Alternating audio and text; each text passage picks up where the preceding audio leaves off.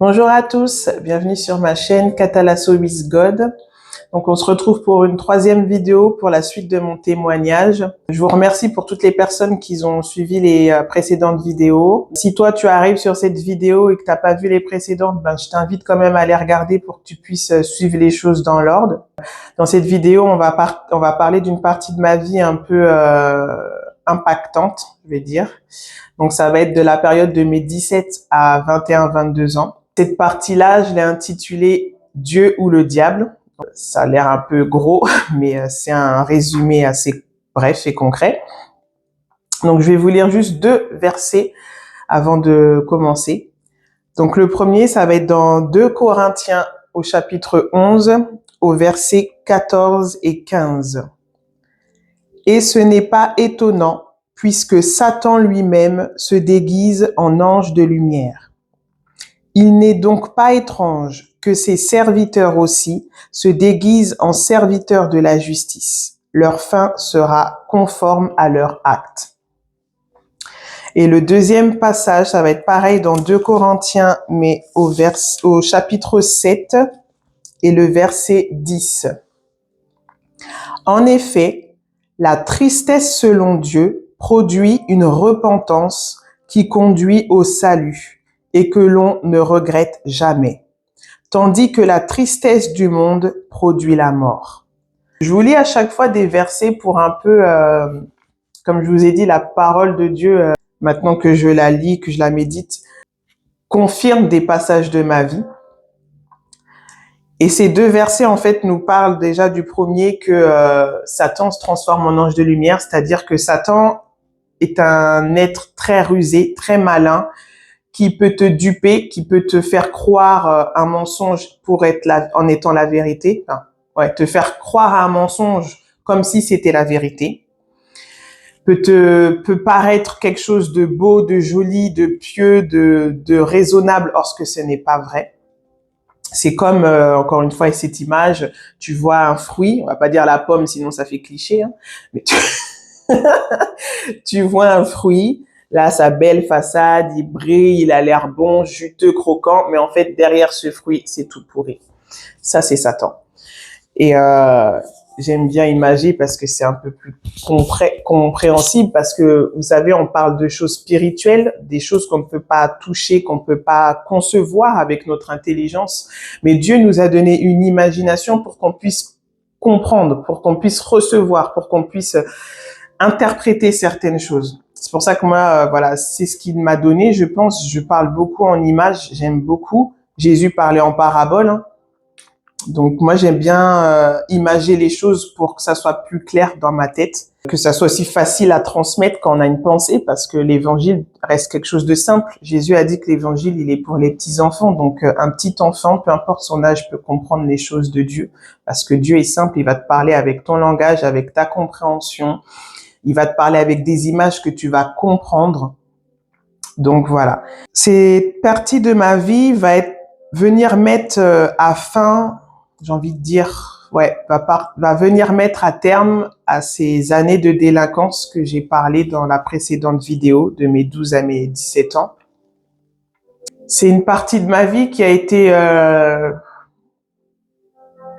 bénéfique et en même temps destructrice. C'est bizarre parce qu'avec le recul, je me rends compte que chaque partie de ma vie, là, à chaque fois, ça a été un paradoxe.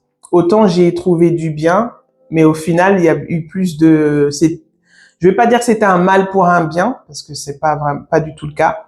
Mais autant il y a eu du bon, et autant qu'il y a eu du bon, il y a eu de la destruction, de la blessure derrière, de la mort, tout simplement. Donc, comme je le racontais dans la précédente vidéo, je passais une période extrême dans la délinquance, dans la violence. Ma mère ne savait plus quoi faire de moi, c'était très compliqué. Moi, je m'enfonçais dans ce profond mensonge que je pensais que j'étais doué à rien, que je ne servais à rien, que j'étais, désolé du terme, mais j'étais une merde, quoi. C'est exactement la pensée dans laquelle je vivais, que j'étais une grosse merde. Et que tout ce que je faisais, c'était de la merde. Comme on dit, y en a qui ont les mains d'or, tout ce qui touche, ça devient de l'or. Bah, moi, j'étais de la merde, donc tout ce que je faisais, c'était de la merde. Pour parler clair et franchement. Donc, c'était très compliqué. Dans cette même période, dans la même année ou l'année précédente, mon frère était sorti de prison. Sauf que c'est aussi très compliqué parce que du coup, mon frère m'avait laissé étant une petite fille. Il me retrouve avec un comportement qu'il comprend pas. Donc avec mon frère, c'était très conflictuel. Et comme je vous le disais, moi j'étais pour moi le vilain petit canard de la maison. Donc pendant le temps d'incarcération de mon frère, moi je me suis tellement endurcie que je n'avais même plus peur de mon frère. Je n'avais plus de crainte. En fait, il y a une différence entre le respect. Je respectais, c'est-à-dire j'étais pas injurieuse, je ne parlais pas mal. Mais en fait, je n'avais pas peur de toi. Tu ne m'impressionnais pas. Tu pouvais être God comme tu veux. J'étais pas impressionnée. Même si je savais que j'allais me faire bien tabasser, bah, j'allais pas me laisser démonter pour autant, en fait. Je ne devais pas montrer ma faiblesse. C'était mon code numéro 1 dans ma charte de conduite. Michel, tu n'as pas le droit d'être faible. C'est interdit. Et malheureusement, ça m'a porté énormément à défaut de fonctionner comme ça. Donc mon frère était sorti, c'était très conflictuel parce que du coup, lui aussi, il a essayé de me gérer, de me cadrer, mais pas de la bonne façon. Mais je lui en veux pas parce qu'il sortait d'un milieu carcéral, donc lui aussi était très endurci. Et pendant ce temps d'incarcération, mon frère s'est pleinement converti à l'islam. Donc il y avait une mentalité et un arrière-plan de l'islam. Plus il y avait le côté grand frère, plus il y a la culture africaine, plus il y a les blessures, plus il y a les traumas. Donc, vous voyez la salade que ça fait. Donc, forcément, moi, ça venait aussi détruire encore mon image de l'homme, par les abus que j'avais eus, l'inceste. Mais du coup, j'avais une image de l'homme, des hommes très négative. Un homme pour moi ne protégeait pas, un homme pour moi était un lâche, un homme pour moi abandonné parce que pour moi mon père m'avait abandonné, il n'était pas présent dans ma vie, donc il m'avait abandonné et doublement abandonné quand il est mort. J'avais une image très très négative de l'homme, ce qui m'a suivi très très longtemps derrière. Je suis comme ça, un peu déboussolée et puis on doit faire avec et vivre chaque jour parce que avec le recul, je sais qu'à chaque fois qu'il y avait une journée, c'était une corvée pour moi de vivre parce que je savais même pas comment vivre en fait. Je savais pas comment vivre, j'avais goût à rien, j'avais pas d'établissement, j'étais livrée à moi-même. J'étais tout le temps à la maison je sentais que ma situation dans laquelle j'étais ne plaisait pas. Donc en fait, il y avait aucun endroit où je me sentais bien à part où j'étais quand j'étais avec aujourd'hui, je dis mes faux amis parce que c'est pas une véritable amitié même si on était tous dans notre perdition. J'avais vécu avec ces personnes-là avec qui je me livrais à la fonce D que je me sentais pseudo bien parce que même ça, je savais que c'était pas un vrai bien. Donc dans l'année de mes 16 à 17 ans, en parallèle de tout ça, je vous l'avais dit que ma mère, elle, était plutôt de confession chrétienne. Elle avait sa Bible, elle écoutait des louanges, et puis voilà, les Congolais en majeure partie sont plutôt chrétiens de confession, parce qu'après ça veut pas dire que tu vis de la foi. Et puis j'avais ma grande sœur avec qui j'ai 7 ans de plus. Ma grande sœur, elle je vais essayer de pas trop parler non plus d'elle parce que ça reste sa vie privée, mais voilà, sur cette période, j'ai beaucoup été avec ma grande sœur. Cette période que je vais vous raconter. Donc ma grande sœur, elle avait rencontré la personne qui va devenir son mari après. À cette période-là, ma mère, en fait, vous savez, il y a des personnes qui évangélisent, des personnes qui évangélisaient la bonne nouvelle du royaume, qui étaient venus, ils venaient de région parisienne, ils étaient venus sur Le Mans parce qu'ils avaient reçu apparemment cette directive de Dieu de venir sur Le Mans pour gagner des âmes. Je sais qu'à cette époque, il y avait déjà des assemblées, des églises, mais comme je vous l'ai dit, moi, ce n'était pas du tout mon délire. J'avais aucun problème avec, comme je l'avais dit, avec les gens qui étaient engagés dans une religion, dans une confession quelconque. C'était chacun sa vie, en fait. Je respectais ça parce que je savais qu'il y avait un Dieu. Je respectais Dieu dans le sens où je sais que tu es Dieu, tu es souverain, il suffit que tu fasses ça, je deviens de la fumée. Voilà, c'est l'image que j'avais d'un Dieu dur, méchant, parce que Vous savez, l'image qu'on a de nos parents terrestres, là, moi, à l'occurrence de mon père, je la reflétais sur Dieu. Donc pour moi, Dieu était un lâche, Dieu était quelqu'un qui abandonne, Dieu était quelqu'un qui prenait pas soin de moi, Dieu était une personne qui prenait plaisir parce qu'il avait laissé des gens m'abuser. Dieu s'en foutait de moi, donc je m'en fiche de lui, mais je reste quand même correcte parce que j'ai pas envie de mourir. Enfin, j'avais pas envie de vivre non plus, mais j'avais pas envie de me faire écrabouiller par Dieu parce que on grandit avec cette mentalité où Dieu est un méchant papa, quoi. C'était comme ça, un méchant, il s'en fout, il laisse les gens souffrir et puis voilà. On connaît le reste. À cette période-là, voilà, ces personnes-là évangélisaient. Et puis, ma mère avait été abordée par eux parce que ma mère, à l'époque, travaillait dans un hôtel en tant que gouvernante.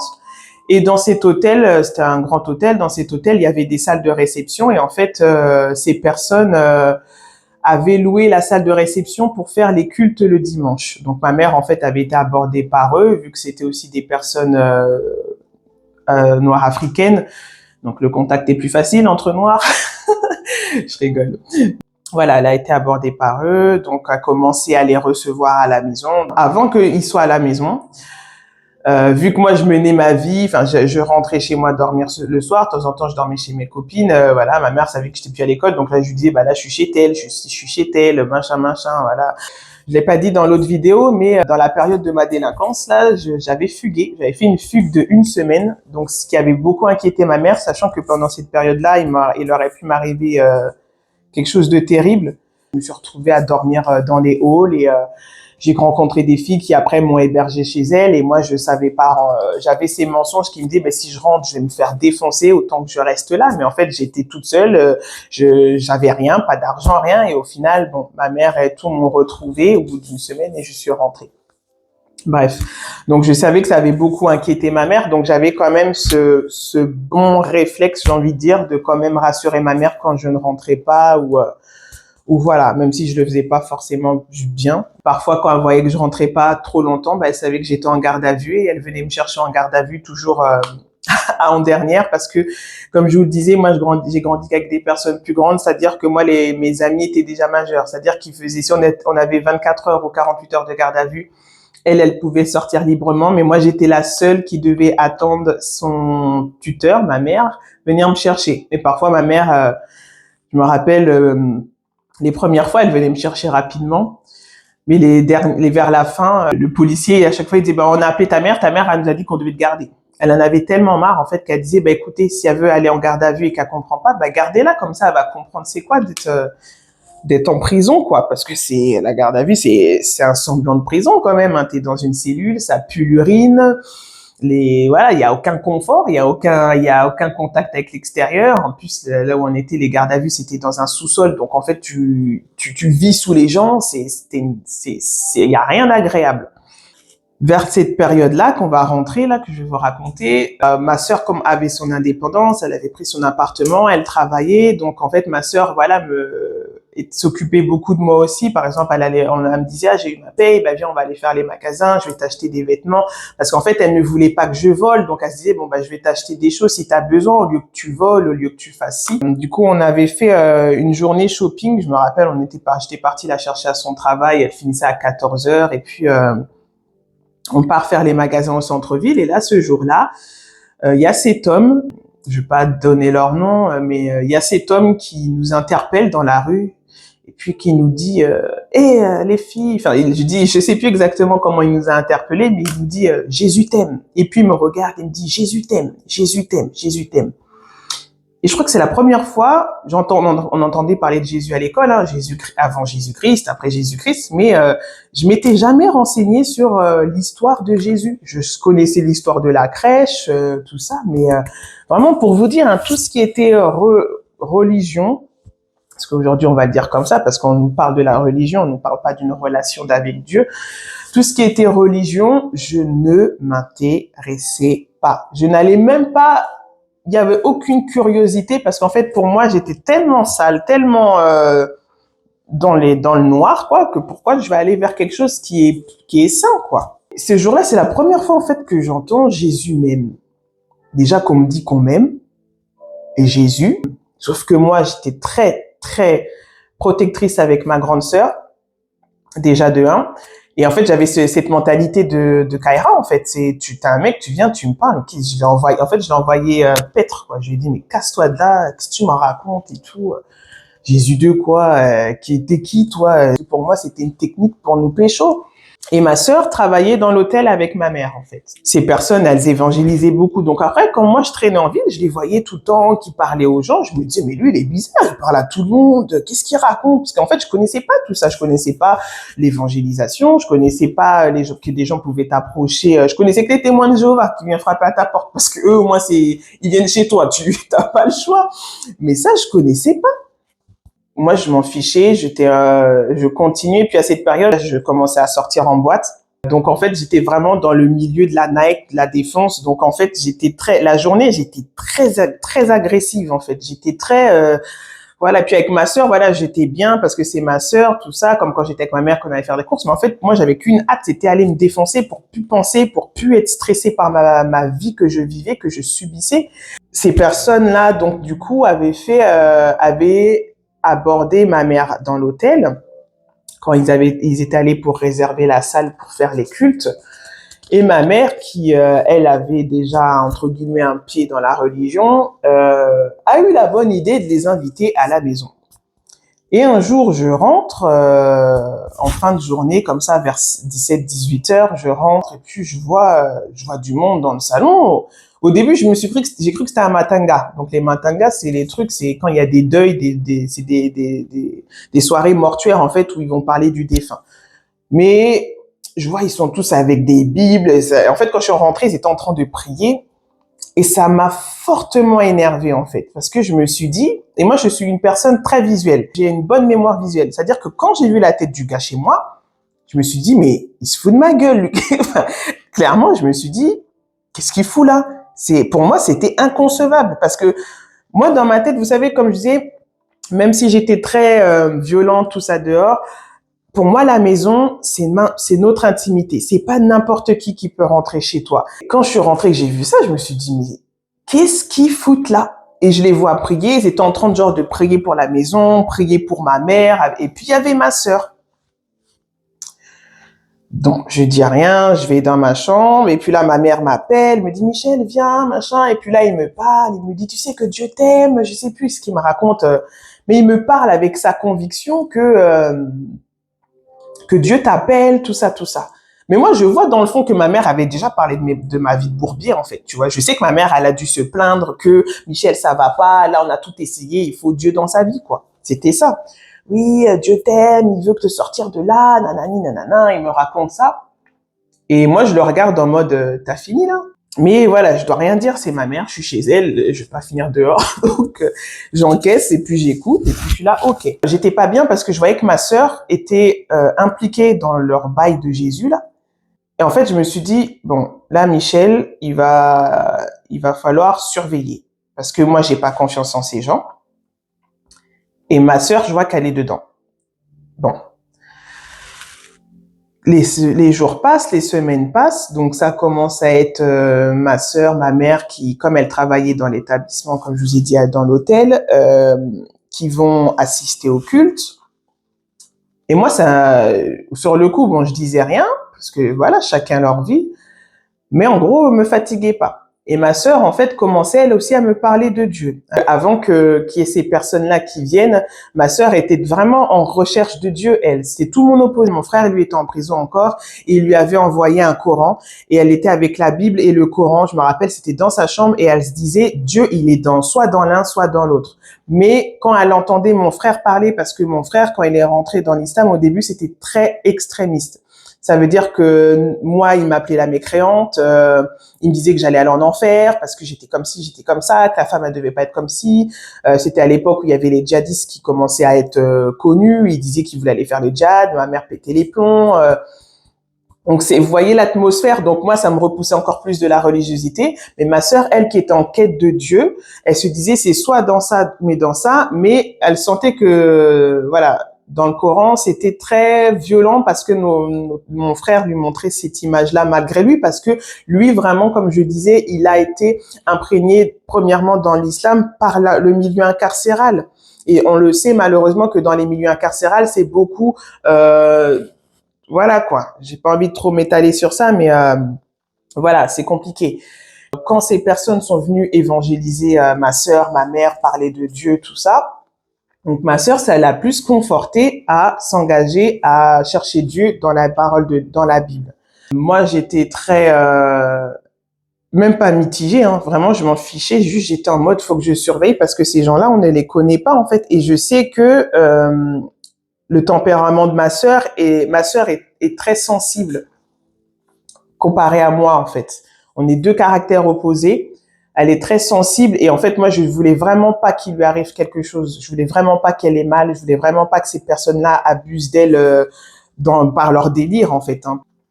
Donc ça fait que je gardais un œil tout en continuant ma vie, ma période de violence qui commençait vraiment à s'aggraver parce que là les derniers jugements que j'avais eus, donc là c'était au début vous voyez c'était un peu des petites pénalités, des indemnités à payer aux victimes parce qu'il y avait des personnes qu'on avait frappées qui avaient eu des LTT, rembourser ce qu'on avait volé et moi je travaillais pas, j'avais pas d'argent, j'étais mineure donc c'était ma mère qui payait.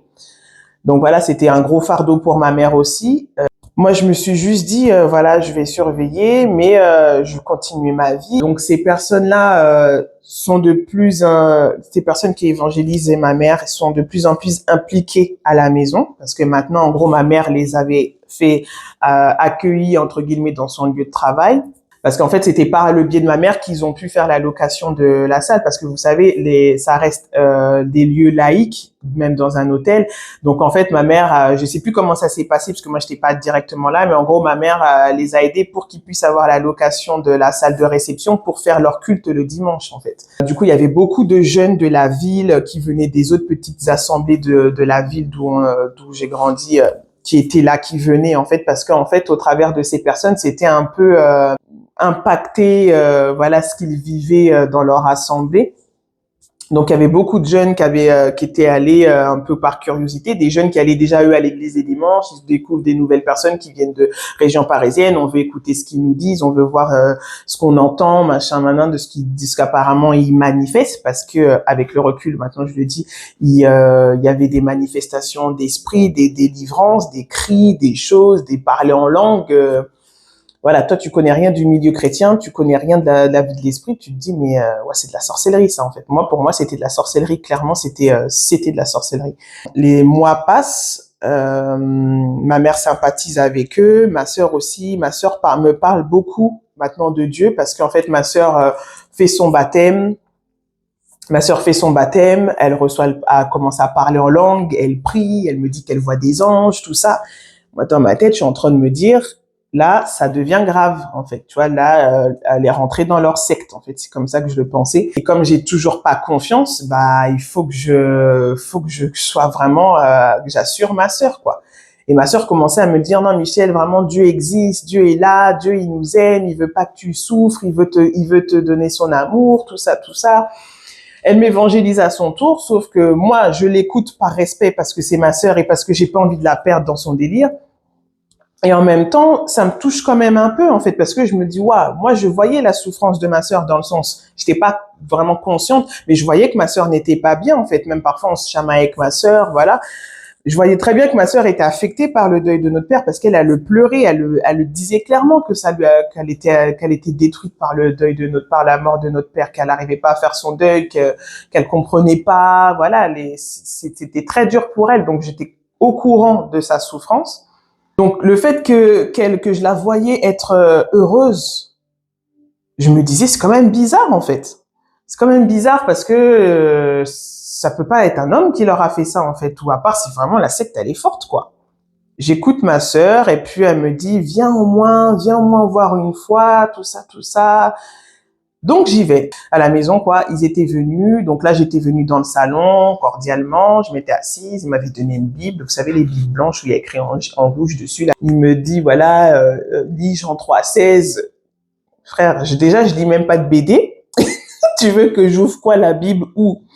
Donc je sais plus c'était qui la personne, je crois que c'était sa femme à l'époque, c'était sa fiancée, je sais plus, qui me ouvre la Bible dans Jean 3,16 et me dit, vas-y, lis. Donc, je lis, car Dieu a tant aimé le monde, machin. Mais moi, ça me faisait rien, en fait. Parce qu'en fait, ma démarche n'était pas de venir chercher Dieu, mais c'était de protéger ma famille parce que je ne comprenais pas ce qui se passait, en fait. Donc, je lis et tout. Puis là, il commence à me faire tout le speech que Dieu m'aime, l'œuvre de la croix, tout ça. Donc, j'écoute. Je suis quand même réceptif parce que c'est beau. Là, je le dis parce que maintenant, aujourd'hui, je le vis. Merci Seigneur.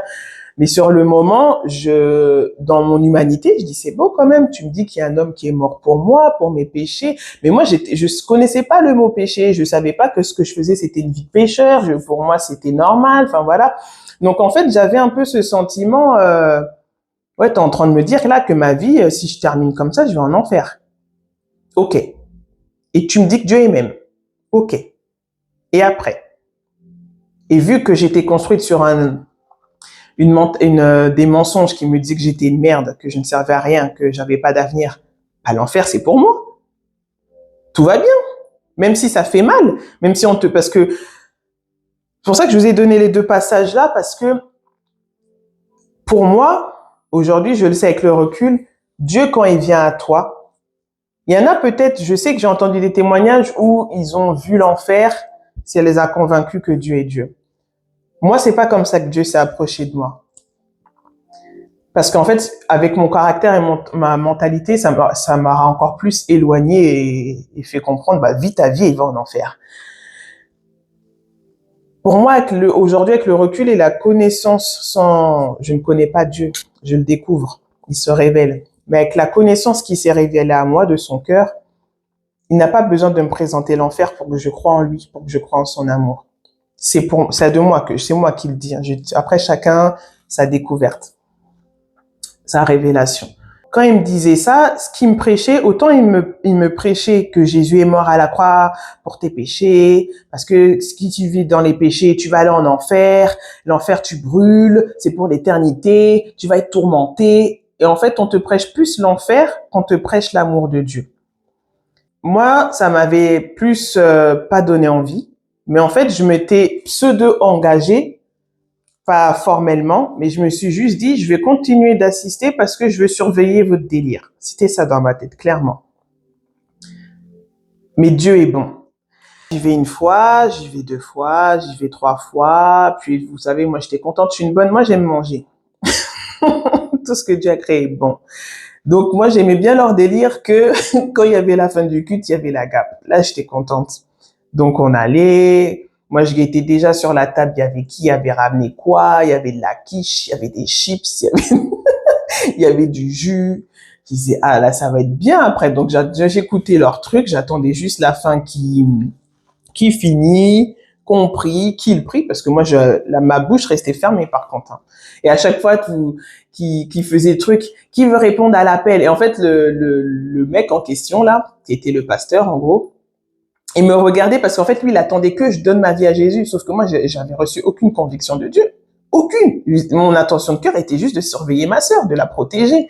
Mais je ne cherchais nullement Dieu, même si j'étais touchée par que Jésus soit mort pour moi. Mais je n'avais pas reçu cette personnelle rencontre et conviction, en fait. J'entendais ce que Jésus avait fait pour moi. Je comprenais, parce que je ne suis pas bête, je comprenais ce qu'il me racontait. Mais en fait, c'était l'homme animal. Je crois que c'est dans 1 Corinthiens, quand l'apôtre Paul, il dit que l'homme animal, il ne peut pas recevoir les choses spirituelles. C'est que l'homme spirituel qui peut le recevoir, en fait. L'homme spirituel juge de tout et il est lui-même jugé par personne. Moi, c'était mon homme charnel, c'était ma nature humaine qui comprenait intellectuellement ce que Jésus avait fait pour moi, ce que représentait la croix. Je l'avais compris, il n'y a pas de souci. Dieu m'a donné de l'intelligence. Vous savez, j'ai peut-être pas bien fait mes études, mais je suis pas bête. Ça, c'est quelque chose aujourd'hui, je le sais, que je l'affirme. Et voilà, je ne suis pas bête. Donc, j'avais très, très bien compris cela. Mais c'était mon homme charnel qui le recevait, c'était pas mon être intérieur. Donc en fait, c'est comme en fait ça te rentre là, mais ça ressort là en fait. Ça ne m'affectait pas, ça ne venait pas emmener en moi une repentance, un changement. Et vers la fin en fait, j'ai plus été convaincue d'avoir peur d'aller en enfer que était convaincu de l'amour de Dieu. Et c'est pour ça que j'ai donné ces deux passages, parce que dans 2 Corinthiens 7, il dit bien que la tristesse de Dieu produit en toi une repentance. Mais moi, j'avais pas une repentance. Et le mot repentance, c'est métanoïa en grec. Ça veut dire la repentance, c'est-à-dire tu changes de mentalité. Moi, je suis rentrée dans ce processus, j'ai pas changé de mentalité parce que j'avais pas reçu la repentance qui vient de l'Esprit de Dieu, cette conviction de péché, de justice et de jugement. J'avais juste reçu la crainte d'aller en enfer. C'est ça qu'on m'avait prêché, c'est ça qu'on m'avait communiqué en fait. Si tu fais pas, tu vas aller en enfer. Si tu donnes pas ta vie à Jésus, tu vas aller en enfer. Là, à chaque fois que tu pêches, à chaque fois que tu es dans l'impudicité, à chaque fois que tu fumes un joint, à chaque fois que tu voles, tu vas aller en enfer. C'était ça qu'on prêchait.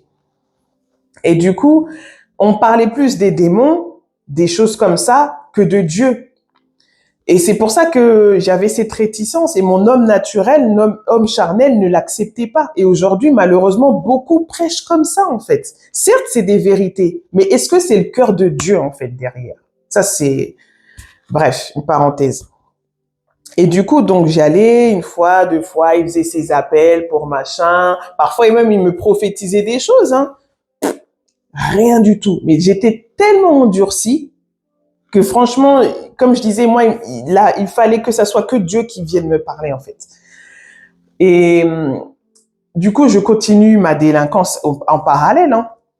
Ma sœur le savait, ma sœur savait que je fumais parce qu'en fait, du coup, après, par ce biais-là, j'ai pu quand même commencer à avoir une relation avec ma sœur dans le sens où je lui parlais, je lui disais que voilà, je fumais. En fait, devant elle, j'étais moi. Sans lui dire mes souffrances. Elle ne savait toujours pas que j'avais vécu de l'inceste, tout ça. Mais je lui disais, voilà, moi je fume, moi je sors, moi je me bagarre. Ça nous est arrivé avec ma sœur, on sortait en boîte. Elle me disait, bah, si tu veux sortir, je préfère que tu sors avec moi. Donc on sortait avec elle et son fiancé de l'époque, tout ça, machin. Elle a découvert, waouh, c'est ça la Michelle de la nuit, en fait. Là, il faut vraiment Dieu dans ta vie, en plus. Donc voilà, c'était compliqué. Mais voilà. Et vient un jour où ce soir-là, on sort, et ce soir-là, ça tourne très mal. On sort avec mes amis de l'époque, cette bande. On est dans un état, enfin moi personnellement, parce que moi j'étais toujours celle du groupe qui était la plus défoncée. J'avais une tolérance à l'alcool à force de boire, mais en fait une fois que le seuil de tolérance je le dépassais, j'étais dans un état où je sais avec le recul, hein, il y a des choses qu'on me disait, Michel, t'as fait ci, t'as fait ça. Croyez-moi, c'était pas moi, c'était des démons en moi. J'étais possédée. J'avais des démons guerriers parce que j'étais extrêmement violente quand j'étais alcoolisée. J'avais extrêmement de la force. Je me bagarrais comme un homme. Je me bagarrais. Même les personnes qui m'entouraient me disaient, mais c'est un truc de dingue, Michel, ce que t'as fait. Je faisais des choses, comme je dis, je suis pas là pour étaler mes péchés, mes actes que j'ai faits. Il y a de quoi, il n'y a pas de fierté, comme dit l'apôtre Paul, votre vie passée, on en a honte, on en rougit, en fait. J'ai aucune gloire à tirer de tout ça. Mais je me rends compte à quel point je n'étais pas moi-même, en fait. Et l'alcool est une porte pour les démons. Parce qu'en fait, on dit, ouais, t'es plus toi-même, t'es dans un état second. Oui, t'es plus toi-même parce que t'es possédé, en fait. Clairement, les esprits, ils peuvent prendre possession de ta vie et faire ce que tu veux avec. Et moi, quand on me racontait ce que j'avais fait, parce que parfois je finissais en blackout, hein, je me rappelais de rien, on me racontait ce que j'avais fait, je me disais, mais c'est pas possible. Non, c'est pas moi. Si, Michel, t'as fait ci, t'as fait ça, on était choqués. Je disais, mais... Et en fait, ça commençait je disais, c'est pas normal. Et cette période-là, en fait, d'évangélisation de ces personnes, ça a duré une bonne année. En gros, de mes 16 à mes 17 ans, sur ma fin de ma délinquance. Et en cette même période, moi, je commence à faire des rêves. À faire des rêves, mais pas des bons rêves. En fait, je commence à avoir mes yeux spirituels qui s'ouvrent. Et je pense que le Seigneur l'a voulu pour que je prenne conscience des réalités spirituelles parce qu'en fait, j'avais tellement plus de freins que je pouvais en mourir, en fait, en me mettant dans des états pas pareils. Et je commençais à voir des choses, à vivre des choses surnaturelles que, waouh, là, je me dis, bon, je suis peut-être folle, mais là, ça fait flipper quand même. J'ai vécu des expériences surnaturelles très bizarres, des paralysies du sommeil, je voyais des gens m'abuser dans mon rêve, mais c'était tellement vrai que je m'en réveillais, que je sentais les présences. J'ai vu des objets bouger dans ma chambre, plein de trucs bizarres en fait. Et ça se ça se multipliait en peu de temps sur cette année-là et j'en parlais pas au début. Et puis après, j'ai commencé à dire à ma sœur, à ma mère. Parfois, il y avait des choses qui m'arrivaient que la nuit, j'allais chercher ma petite sœur dans la chambre. Je lui disais, viens dormir avec moi parce que j'étais pas bien en fait. J'étais vraiment mal et bon, le seul remède que j'avais, c'était de fumer. Je me disais bon, je fume, comme ça, au moins je dors, je me rappelle pas de mes cauchemars et la vie continue. Donc un jour, on sort, ce soir-là, ça tourne mal, on se fait embarquer par la police. Et en fait, moi, j'étais dans un état minable et je violente un policier qui me malmène hein, parce que ça reste des hommes qui sont habillés en tenue, ils ont des protections, donc voilà. Bref, à la fin de cette altercation où on va finir en garde à vue, le policier m'avait pété le poignet, je boitais de la jambe parce qu'il m'avait mis des coups dans la hanche, donc je boitais. Moi, je voulais porter plainte contre eux. Il me disait, tu vas rien faire du tout. Voilà, la violence policière, ça existe aussi, même si j'ai été violente la première. Mais voilà, ça a été très, très... je crois que c'est ce jour-là, je me suis fait plus tabasser par la police. Et j'avais une telle haine ce jour-là. Je crois que c'est la première fois que j'ai senti autant la haine en moi que je pouvais tuer quelqu'un en fait. J'ai senti même ces pensées de meurtre vraiment m'envahir où je me disais mais toi je te vois dans la rue, je te tue en fait. Je lui disais de toute façon que Dieu me pardonne. Et vraiment je dis Seigneur merci que tu n'as pas permis certaines choses parce que ça allait pu être grave en fait. Et du coup suite à ça donc voilà, je rentre dans cette garde à vue. Comme je vous ai dit, ça avait duré une bonne année ce temps d'évangélisation et ces personnes-là en fait avaient parlé beaucoup dans la tête de ma mère, je vais le dire comme ça. Ils avaient parlé beaucoup dans la tête de ma mère et ma mère qui était dans un état de faiblesse, qui ne savait plus quoi faire de sa fille, moi en l'occurrence, qui ne savait plus quoi faire de moi, qui était tellement dépassée, qui se disait bah là il y a que Dieu et si Dieu ne fait rien, je sais même plus quoi faire d'elle en fait, tu vois. Vient cette garde à vue, elle dure 48 heures, donc c'est très long 48 heures. Sachant que moi, j'avais extrêmement mal et je crois que quand je suis arrivée, il m'avait bien fracassé. J'ai attendu plusieurs heures avant qu'ils m'emmènent à l'infirmerie pour me soigner. Moi, je leur disais que je voulais aller à l'hôpital. Ils ne voulaient pas. Enfin bref, voilà, c'était très, très compliqué. Et je pense que c'est même pendant cette garde à vue que voilà, je repensais que l'autre qui m'avait dit Jésus t'aime. Et en fait, je commençais aussi à avoir ma haine envers Dieu qui, voilà, j'avais une telle haine en fait. Mais en fait, c'était pas la haine de ce qui s'était passé ce soir-là, c'était la haine de toute ma vie qui était là en mode j'en peux plus. Tu vois, j'étais arrivé à mon extrême en fait de supporter mon être, de supporter ma souffrance. Pendant cette année, il y avait eu, ces personnes avaient beaucoup, voilà, parlé dans la tête de ma mère, voilà, tu es machin. Et en fait, leur plan, je le dis comme ça, leur plan, c'était que eux, ils avaient leur assemblée mère sur Paris, en région parisienne. Ils avaient leur assemblée et en fait, ils avaient dit à mère, si on voulait, on peut prendre votre fille, on va aller, il y a une famille chrétienne, un pasteur avec sa femme et ses enfants, ils vont l'héberger avec, du coup, ma sœur et moi, parce que ma sœur aussi voulait partir là-bas parce qu'elle, elle était prête pour s'engager pour le Seigneur pleinement, pour, voilà, être suivie, pour être formée, pour grandir dans sa foi. Donc moi, je suis en garde à vue. Je sais pas tout ce qui se passe, vu que je suis en garde à vue. Vient le moment où on vient me chercher. Et là, c'est ma sœur qui vient me chercher avec ma mère. Et je sens qu'il se passe un truc. Je dis là, c'est pas comme d'habitude là. Quand ils viennent me chercher, ils me disent, Michel, on part à Paris. Et je dis quoi? On va faire quoi à Paris? Bon, on part à Paris. On va aller à Paris quelque temps. Moi, je dis OK. Donc, on monte dans la voiture avec ce pasteur, tout ça, voilà. Et puis, entre-temps, voilà, le climat était quand même calme. J'étais pas conflictuelle avec eux. Parce que voilà, ça y est, ma mère, ma sœur avaient confiance en eux. Donc, j'étais tranquille, même si moi, j'avais pas confiance. Et en fait, on me dit à la base, oui, on y va parce qu'il y avait vous voyez, quand ils font des séminaires la nuit, là, des veillées de prière, il y a un séminaire sur 2 jours, on va y aller, machin, et tout. Donc moi je me dis ok, donc là j'y vais, je sors totalement de ma zone de confort, déjà je suis fatiguée, donc j'y vais, bon j'étais un peu tranquille parce qu'il y avait ma sœur avec moi, mais en même temps je comprenais pas pourquoi ma mère elle m'a laissé aller là, parce que ma sœur est majeure, moi je vis chez ma mère, ma sœur vivait chez elle, pourquoi elle me laisse aller avec ma sœur en fait, elle me demande même pas mon avis. Donc on fait la route, on arrive le soir, parce que j'étais sortie de garde à vue en fin d'après-midi, on arrive le soir vers 22, 23 heures là-bas. Moi, j'arrive donc avec, j'avais une attelle à la main, j'avais un bandage au pied, donc j'arrive, la fille qui boite comme ça, qui boite, la tête toute balafrée de partout parce que on s'était bagarré chaud. Donc j'avais des griffures, j'avais des trucs, mes cheveux, j'avais mis un bandeau, ou je sais plus quoi. Enfin bref, j'étais là, j'arrive, je boite et là on rentre dans une assemblée. Parce que nous, quand on était dans notre ville, c'était des petits groupes de maisons. On était 10, 12. Là, j'arrive dans une assemblée, je vois au moins 200 ou 300 personnes qui prient, qui crient, des gens qui tombent. Je dis, mais hé, on est où là? Et en fait, là, je commence à me dire, mais c'est quoi ce délire? Là, vraiment, j'étais en mode, ils m'ont emmené où en fait? Et je regarde ma sœur, je lui fais des... C'est quoi ça? Tu vois, j'étais pas zone de confort zéro là. Il y avait rien. Puis je vais fuir où? Je sais même pas dans quel patelin on nous a ramenés. Il fait nuit, je connais personne, j'ai pas d'argent, j'ai pas de voiture. J'ai pas le choix que de rester. Donc là, il y avait l'apôtre de cette assemblée qui me regarde. Donc il était au milieu, vous voyez, il y avait une certaine distance. Mais moi, je suis quelqu'un de très visuel, je vous l'ai dit. C'est-à-dire que, et en plus, comme j'étais très, voilà, bagarre de rue, ça veut dire même des regards, des gens qui me regardent au loin, je sentais qu'on me regardait. Donc je vois qu'ils me fixent, je le fixe. Il me regarde, je le regarde, en fait. Parce que moi, je sais pas c'est qui.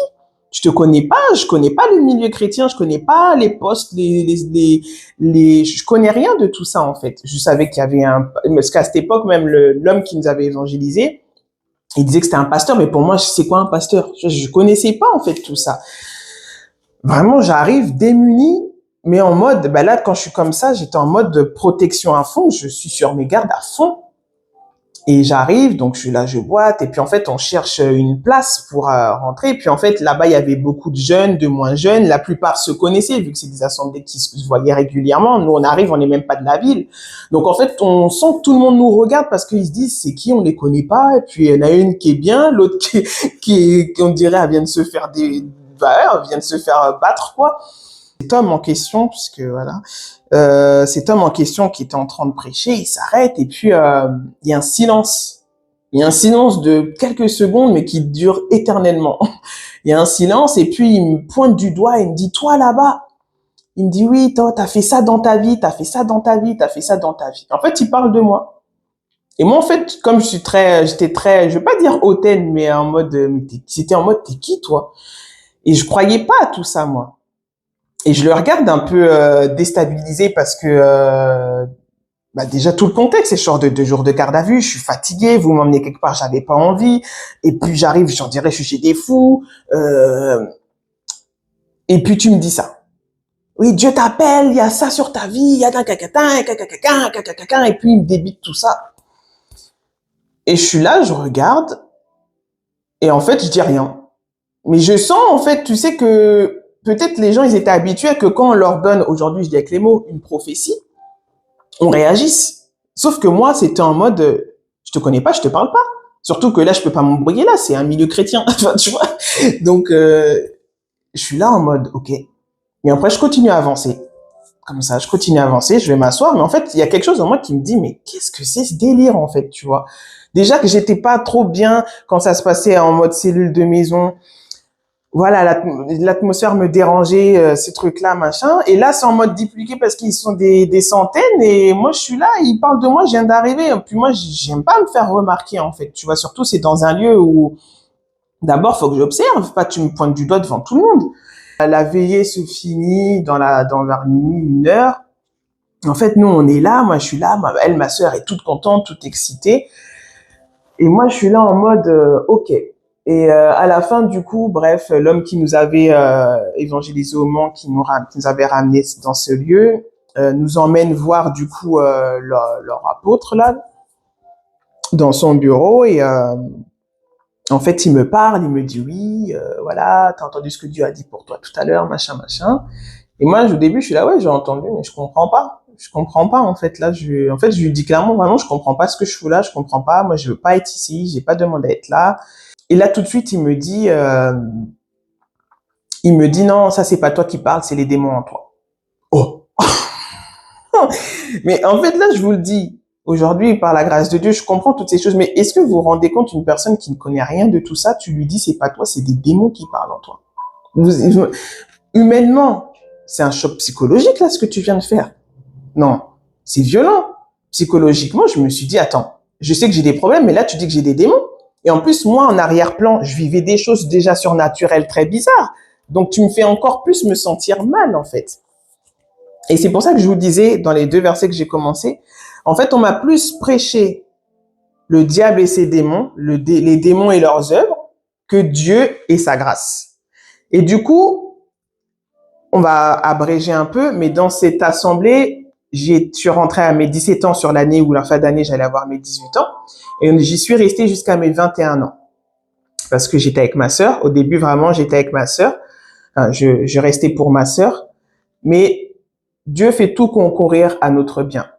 Après, on nous présente l'homme. En fait, l'homme chez qui on va être hébergé par la suite, il était déjà venu dans notre ville pour une ou 2 fois. Et après, on nous dit, voilà, vous allez dormir chez lui. Il nous présente sa femme, son fils. Donc, on dit, OK. Et puis, en même temps, maintenant, je suis là. Moi, je peux rien faire d'autre, quoi.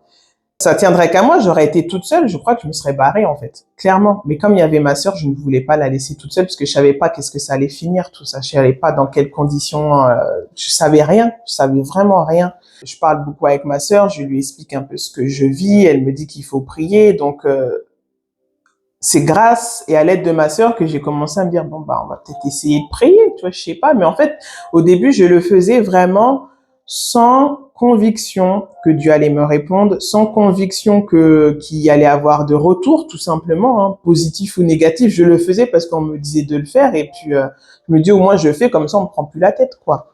Mais il y avait aussi une partie de moi qui avait envie de comprendre ce qui se passait, parce que même si c'est quelque chose où voilà, comme j'étais quand même consciente qu'il y avait un Dieu, que je vivais des choses surnaturelles, j'ai envie de quand même comprendre ce qui se passe, tu vois, juste au moins comprendre, même si après ça me sauve pas, ça m'aide pas, mais au moins comprendre, en fait, au moins j'en sortirais moins bête, quoi. Comme je vous l'ai dit, on est resté 3 ans et demi là-bas, sauf que ça a été de mal en pis, je sais pas si c'est le bon terme, mais en fait, au fur et à mesure, ça a été destructeur. Au début, tout se passait bien, on vivait, quand je dis on vivait de belles choses, au fur et à mesure, je commence à m'impliquer, à vouloir chercher.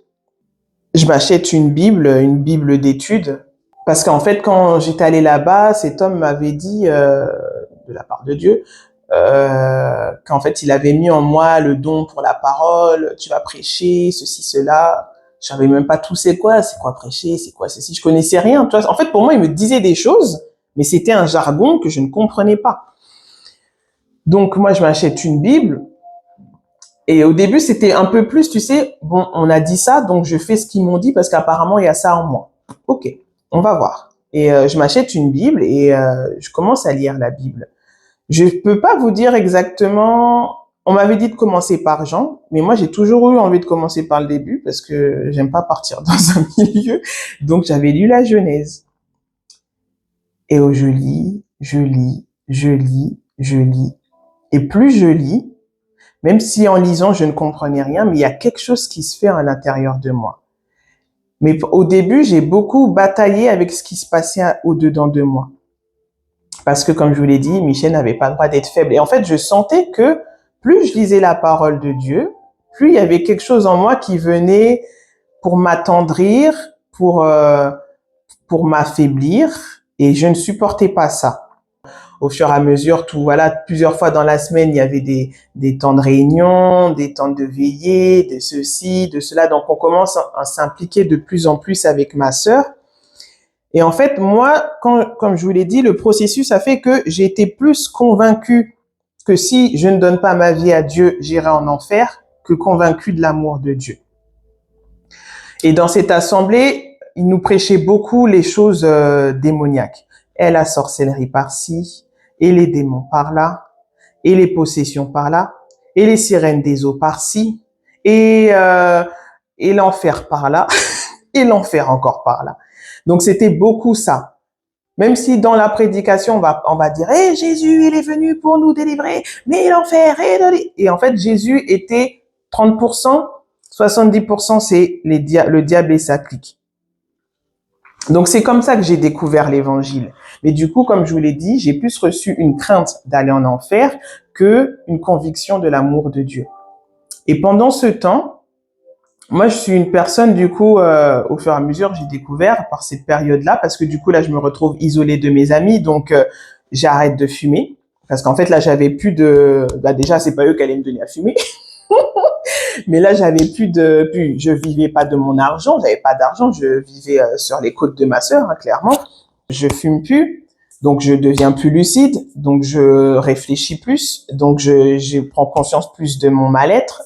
Donc mon mal-être, en fait, peut s'exprimer auprès de Dieu. Parce que j'avais du mal à dire ce qui n'allait pas aux hommes, aux pasteurs, aux leaders, mais à Dieu, j'arrivais à parler. Et ça, c'était quelque chose que je commençais à me rendre compte que, bah, quand même, je parle à Dieu. Parce qu'en fait, je pense que ce qui était facile pour moi à cette époque, c'est qu'il n'était pas en face de moi, je ne le voyais pas, et je suis pas sûr qu'il m'entende, donc au moins je parle comme si je m'auto-parlais, en fait. C'était un peu ça. Je parlais comme là je parle, en fait. Je disais, bah voilà, il y a ci, il y a ça. Mais c'était un peu mon jardin secret, et puis bah Dieu, t'es là, t'es pas là, c'est pas grave, mais au moins je laisse enfin ce qui est à l'intérieur sortir. Et ça me faisait du bien, parce que ça me déchargeait. La parole est libératrice. La première année, ça a été un peu, entre guillemets, une révélation où je lis la parole et je sens que, mais il y a quelque chose avec cette parole, en fait. Mais j'arrivais pas à l'expliquer. Et en fait, moi, et enfin, à cette époque, je dis j'avais maintenant, j'avais une sensibilité spirituelle. C'est-à-dire que je sentais quelque chose. Je sentais l'atmosphère spirituelle, mais comme je ne connaissais pas ça, comme je n'avais pas les termes et la connaissance biblique pour m'expliquer ce que je vivais, ça me faisait peur. Donc, dès que je commençais à ressentir des choses, je parle pas forcément d'esprit démoniaque, mais parfois, en fait, je ressentais la présence de Dieu et je comprenais pas ce qui m'arrivait. Je ressentais une présence, mais la présence de Jésus. Je sentais parfois des mains qui se posaient sur moi comme quelqu'un qui te rassure. Je sentais vraiment comme parfois on m'enveloppait dans une couverture pour te dire, voilà, t'es en sécurité. Mais je comprenais pas ce que je vivais. Donc, ça me faisait peur. Et en fait, moi, comme on me prêchait que les démons et leurs œuvres, clairement, ben moi, je me disais, oh là là, c'est une attaque, ceci, cela, faut chasser, faut prier, faut intercéder, faut ceci. Donc, comme moi, je suis tout ou rien, je priais. Je priais, je priais, je priais, je priais, je priais, je priais. J'avais pas fait mon baptême par ces personnes-là. C'est ma sœur qui m'avait fait mon baptême dans la baignoire des gens, des personnes chez qui on vivait, parce que j'avais toujours une méfiance dans mon cœur. Voilà, moi, c'était dur de gagner ma confiance. J'avais dit à ma sœur, voilà, je veux quand même faire mon baptême, mais toi, baptise-moi, en fait. Donc, on l'avait fait en comité restreint avec elle, quoi. Je l'avais fait pour moi et Dieu, en fait. Enfin, pour Dieu et moi, et c'est tout, en fait. Cette période, pour moi, était une découverte de la parole de Dieu, voilà, j'ai eu juste cette confirmation que la vérité, c'est en Jésus qu'elle est. C'est pas ailleurs. C'est ça qui est venu se marquer en moi. C'est pas dans le Coran que je vais trouver, pas dans le bouddhisme, pas dans toutes les sciences spirituelles qu'on peut nous inventer, le yoga, le tout. C'est pas dans tous ces trucs-là qu'est la vie, la vérité, mais vraiment c'est Jésus. Mais j'avais pas encore vraiment rencontré Jésus. Mais juste, j'étais convaincue que c'était là, c'était ça. Ça, c'était venu le Dieu était venu mettre ce sceau-là que, au travers de cette parole, tu peux me connaître. Mais le processus va mettre beaucoup plus de temps. Un moment, comme je vous ai dit, moi, c'est ma sœur qui avait fait mon baptême. Involontairement, vous savez, quand tu es quelque part, le lieu, l'environnement déteint sur toi, même que tu le veuilles ou non. Et du coup, donc c'était beaucoup intercéder, même si c'est des choses bonnes et bibliques, hein, mais tu peux pas passer ta vie à chasser les démons. Tu peux pas passer ta vie à lier et à délier, à dire Satan sort, sort, sort. Tu peux pas passer ta vie à faire ça parce que Jésus lui-même ne le faisait pas. On est d'accord. Et c'était beaucoup ça eux là-bas. Donc ça veut dire que nous on passait notre temps à jeûner. On avait tellement maigri. On passait notre temps à jeûner. On passait notre temps à chasser les démons. On passait notre temps à voir le mal partout. Tout simplement. Ça devenait une paranoïa. Mais c'était incroyable. Mais quand t'es dedans, tu t'en rends pas compte. C'est normal vu qu'on te prêche ça, en fait. Comme j'aime dire, si tu dis à un enfant, on mange du caca, c'est normal. Pour toi, c'est normal. Donc là, on bouffait du caca et c'était normal, en fait. Je dis ça dans le sens que il y a de la vérité selon l'évangile. Mais en fait, c'est pas la vie que Dieu veut te donner d'être tout le temps tout le temps dans et chasse et délie et lit et délie et recoupe et découpe et recoupe et non, c'est pas ça la vie en Christ. C'est pas ça. Jésus a dit je ne fais que ce que le Père me montre. Ça veut dire que si Dieu te montre quelque chose, ok, mais tu peux pas de toi-même te dire je vais aller délier ça, je vais couper ça. Tu vas te fatiguer. Et le fardeau de Jésus, il est doux et léger en fait. Aujourd'hui, je sais que c'est pas ça. C'est pour ça que j'ai donné le passage que Satan se transforme en ange de lumière. Satan connaît les Écritures. Quand il a tenté Jésus dans le désert, dans Matthieu 4, on le voit. Il va pas tenter Jésus avec des choses du monde. Il va prendre des écrits. Il va prendre, il est écrit. Il est écrit ça. Il est écrit ça.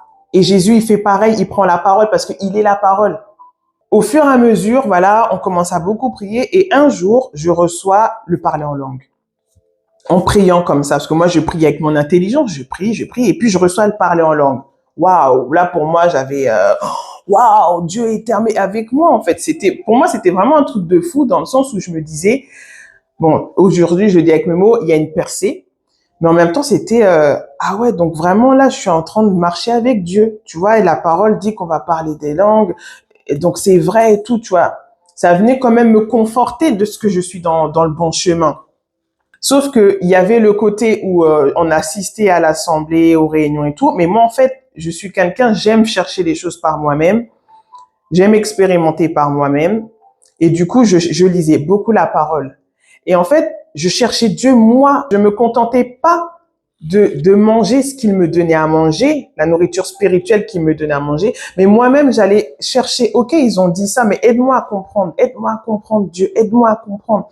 À l'époque, je prenais pas conscience encore que tu as la relation avec le Saint-Esprit, tout ça. Donc, je parlais à Dieu, je disais, mais Dieu, mais aide-moi à comprendre ce que ça veut dire. Pourquoi il disait ça? Pourquoi si? Et en fait, le Seigneur me conduisait dans la parole, en fait. Et parfois, je voyais qu'il y avait des contradictions et suite à ça, je me disais, c'est pas normal, en fait. Et au fur et à mesure, comme je vous disais, quand tu cherches, tu trouves, le Seigneur commençait à me montrer qu'il y avait des choses qui n'allaient pas. Par des rêves, par des ressentis, par des confirmations dans la parole. Je faisais beaucoup de rêves prémonitoires, des rêves en gros prophétiques. Je voyais des choses qui me montraient sur telle ou telle personne et après je voyais que c'était réel en fait. Et au début, j'avais peur parce que au fur et à mesure du temps, quand ces personnes qui nous encadraient ont vu que, je parle pour moi, parce que comme je vous ai dit, je ne veux pas parler de ce que ma sœur elle a vécu, je parle de mon histoire. Quand ils ont vu que déjà je parlais en langue, ils m'ont dit, c'est pas le parler en langue de Dieu, c'est un parler démoniaque, parce que tu dois être délivré.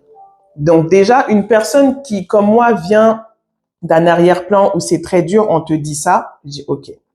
Mais moi, comme je savais ce que je vivais dans mon intimité, aujourd'hui, je le sais que c'était une intimité, mais avant, c'était juste, je cherchais. Je savais ce que je vivais et ce que je ressentais dans mon cœur vis-à-vis de quand je questionnais Dieu. Je savais que ce qu'il me disait, c'était pas ça.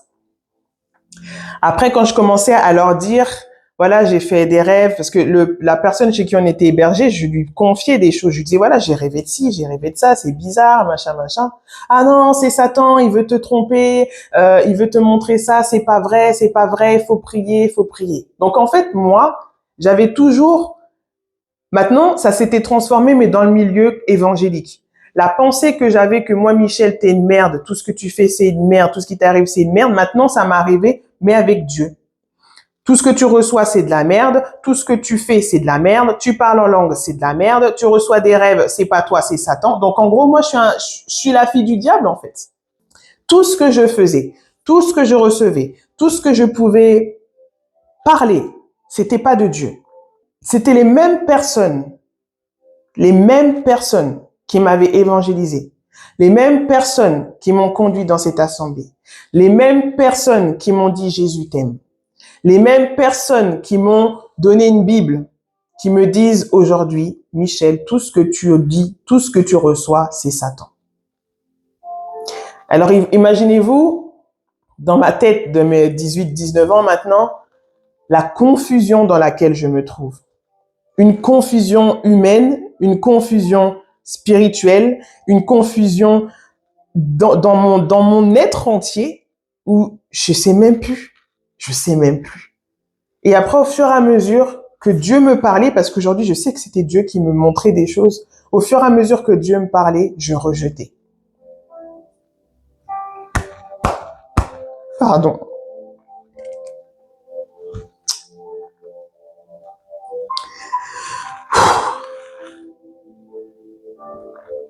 Bref. Et à chaque fois, on me disait, c'est pas de Dieu. À chaque fois. Pardon. Pas une seule fois, ces gens, ils ont cru en moi. Pas une seule fois, ils ont,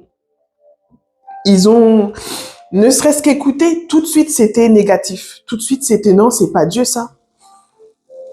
Et comme je vous ai dit, les mêmes personnes qui m'ont évangélisé, les mêmes personnes qui m'ont dit Jésus t'aime, les mêmes personnes qui m'ont dit tiens, on te donne une Bible, les mêmes personnes qui m'ont dit Michel, Dieu a un plan pour ta vie. Aujourd'hui, ils me disent Michel, tout ce que tu reçois, c'est du diable. Qu'est-ce que vous voulez que je fasse de ça?